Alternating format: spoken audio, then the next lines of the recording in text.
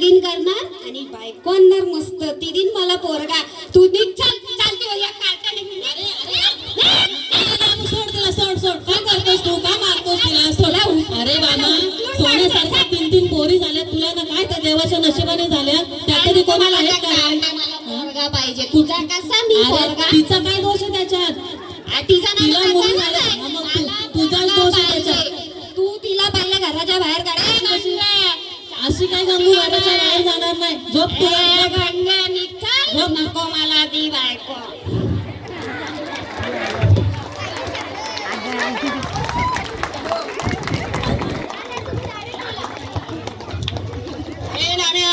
नाम्या उठ, मी आले. कायद्याचे आढळ आले. उठ.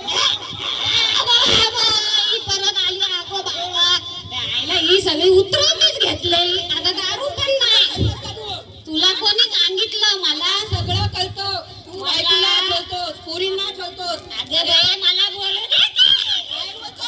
दारू प्यायलास कोण? अगं मला वंशाचा दिवस.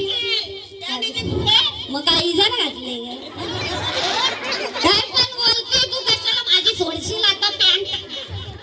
का बायकोला पोरींना? अगं मला वंशाचा दिवा पाहिजे. दिवा. त्या पुरी शिकून मोठ्या होतील, तुझं नाव काढतील, त्या कामाला लागून करतील. कशाला पुरी पाहिजे वंशाच्या दिव्याला? काय बोलू तुला? देईन मी. मग मी आले की परत आले तर तुला घेऊन जाईन. आता माफी नाही बाबा.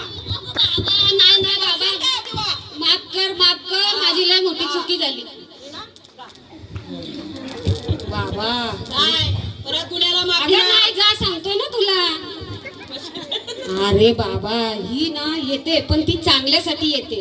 देवाच्या पांडुरंगाच्या कृपेने ही कायद्याची आढळ माझ्या आयुष्यात दिली. त्यामुळे माझे डोळे उघडले. मी खरंच माझ्या पोरींना नुसतं छळलं, माझ्या बायकोला छळलं, माझ्या आईला छळलं. बिचारीने एवढं कष्ट करून मला शिकवलं, लग्न लावून दिलं आणि मी त्यांच्याच आयुष्याचा नर्क करून ठेवला. कशाला पाहिजे वंशाचा दिवा? या पंथच माझं घर उजळून टाकतील.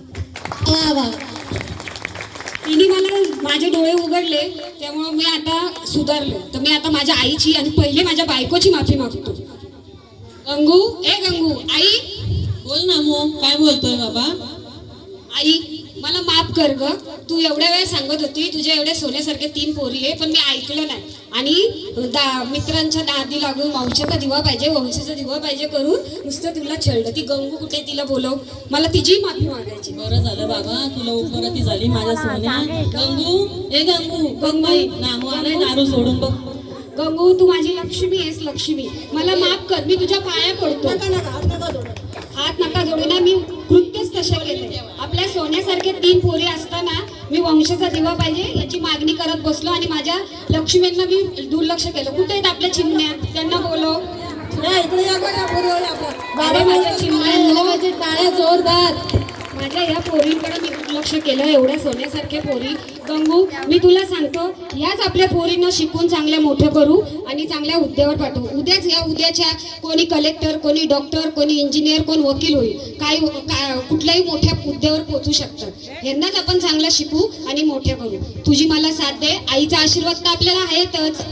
देशील ना मला साथ? आणि सगळं झालं, पण आता वंशाचा दिवाचा जो गाणं मी लावतोय ना, तो विषयच बंद करायचा आहे मला. उद्या जाऊन आपण फॅमिली प्लॅनिंगच्या ऑपरेशनचा फॉर्म भरू. ठीक आहे, चालेल. नानू बाबा, तुला उपरती झाली आणि दारू सोडलीस तू. तुमचा दोघांचा संसार असाच सुखाने चालू राहू द्या. हीच बाबा माझी पांडुरंगा चरणी प्रार्थना. बाबा, सुख आणि संसार करा दोघांनी. ठीक आहे आई. माझे सोन्यासारख्या चिमण्यांना मी चांगलं पाहिल्यात मंडळी, अगदी गोष्टीतल्या हाडा चान्स मिळेल. ज्या शेवटपर्यंत ज्या 5 जणींमधली एक राहील ती विनर असेल. करायची सुरुवात. जरा जोरदार टाळ्या झाल्या पाहिजेत. लाडू, वेफर्स, केळ सगळं खाऊन झालंय. चला, तळ्यात.